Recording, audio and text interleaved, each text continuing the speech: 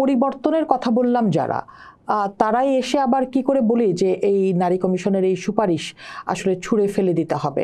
কোন পরিবর্তনের কথা বললাম তাহলে? আমরা তো কোনো পরিবর্তনের কথা বলি না। আমি তো এখানে দেখাতে আসছি হচ্ছে রাজনৈতিক ক্ষমতা, আমার জমায়েতের ক্ষমতা, নারীর প্রতি আমি নারীর বিরুদ্ধে আমি সমাবেশ করে দেখাতে চাচ্ছি, দেখো তুমি নারী, আমাকে ভয় পাও। আমি তো এই ক্ষমতা দেখাতে এসেছি। আমি তো এখানে কোনো আপনার যদি মনে হয় যে কোনো সদিচ্ছা, কোনো মানে কোনো সুন্দর তার চিন্তা বা দেশের জন্য মানুষের জন্য যদি মমতা থাকে, বা তার ধরেন তার মায়ের জন্য, স্ত্রীর জন্য, কন্যার জন্য যদি মমতা থাকতো, তাহলে আপনি কি এইরকম ঘৃণা প্রকাশ করে, এরকম বিদ্বেষ প্রকাশ করে আপনি বক্তব্য রাখতেন?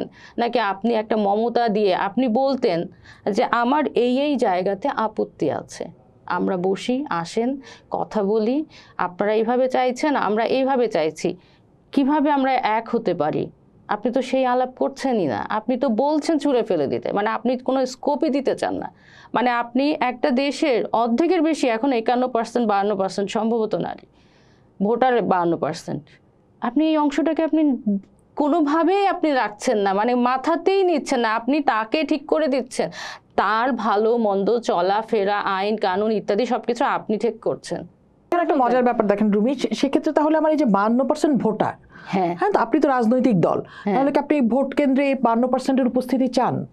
এই প্রশ্ন তো ওখানেও, আপনি কি এটাও চাইছেন না? আপনি কি, আপনি তাহলে কোথায়?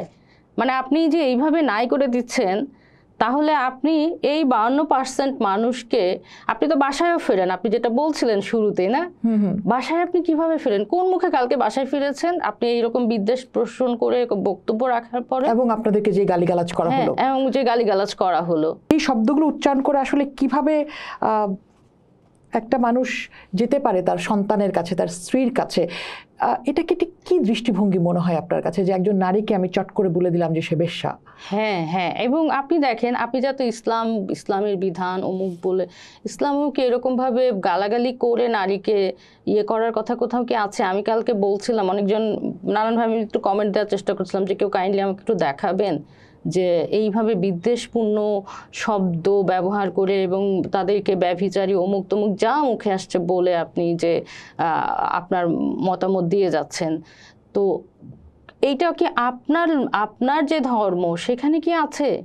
কোনো ধর্মে কি থাকে যে আপনি একটা ঘৃণা প্রকাশ করে একটা মানুষকে এইভাবে এত নিচু করে অবমাননা করে দেখে আপনি তারপরে বলছেন ইসলাম তো অনেক কিছু দিয়েছে, সম্পদ এত ভাগ দিয়েছে, ওর থেকে পাবে, তার থেকে পাবে, তো আপনি তো প্রথমেই তাকে একটা গালি দিয়ে তারপর শুরু করছেন।